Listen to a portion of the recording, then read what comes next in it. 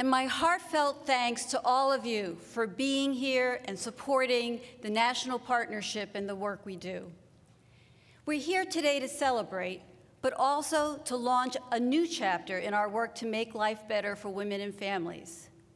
20 years of the Family and Medical Leave Act is quite an achievement. 100 million people have used this law.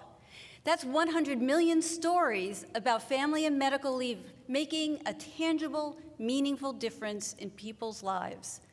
This law has changed our economy and culture forever. It has transformed America.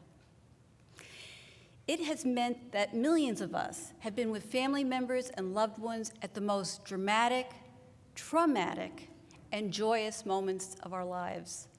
Mothers and fathers at home caring for new babies, parents of young children battling life-threatening disease, adult children caring for aging parents, and spouses weathering health crises together.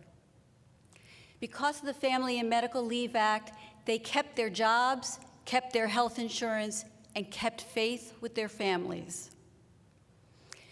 The fight to pass this law was long and hard. Powerful opponents blocked it year after year.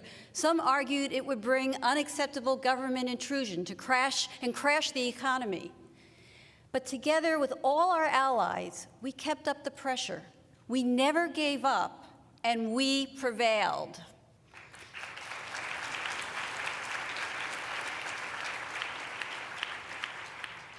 The Family and Medical Leave Act was the first piece of legislation President Clinton signed. 20 years later, he says more people thank him for this than anything else. And when they do, they tell a story. There are 100 million stories out there, and those stories have power. They remind us, they inspire us, and they show us a way forward as we prepare to write the next chapter. As the great storyteller Orson Welles once said, "If you want a happy ending, that depends, of course, on where you stop your story." We aren't ready to stop. We want another happy ending that improves the lives of even more people, and we have 3 goals for this work. First, we must update the Family and Medical Leave Act so it reaches the 40% of workers who are currently left out. Second,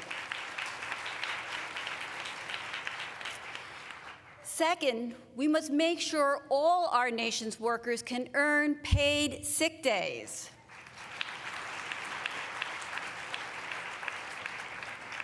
And third, we must provide paid leave for those who cannot afford to take leave without it. It can be done. We can expand the Family and Medical Leave Act so that no workers or families are left behind. We can move Washington forward. We can follow the lead of Connecticut, Seattle, Portland, San Francisco, Washington, D.C., which guarantee paid sick days to workers. Never again should a parent have to choose between leaving a sick child home alone, sending a sick child to school, or losing a job. The cost of paid sick days is negligible. In Connecticut, providing paid sick days is estimated at 0.2% of annual sales. It's time to move Washington forward. We can put paid family and medical leave programs in place. 2 states have proven it. Many employers have proven it. Every single one of our global economic competitors has proven it, and now it is time to follow their path. It is time for a national paid leave insurance program.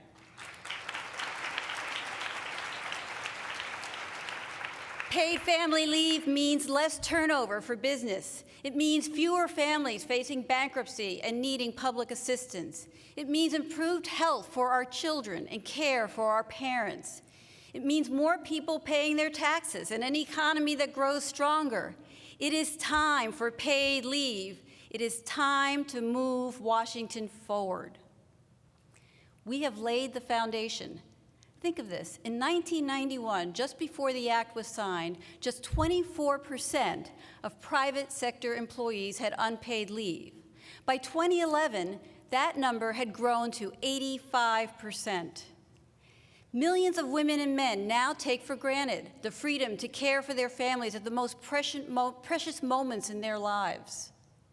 That is the march of America changing for the better. We have a White House and a majority in the Senate that are ready to work with us. America is ready for change. For the past 20 years, the Family and Medical Leave Act has remained the one and only federal law designed to help working people meet the dual demands of job and family. America has been changing, but Washington has been standing still. Today, 7 in 10 mothers work outside the home. 2/3 of families rely on women to stay afloat. Women remain the primary caregivers for children and older family members.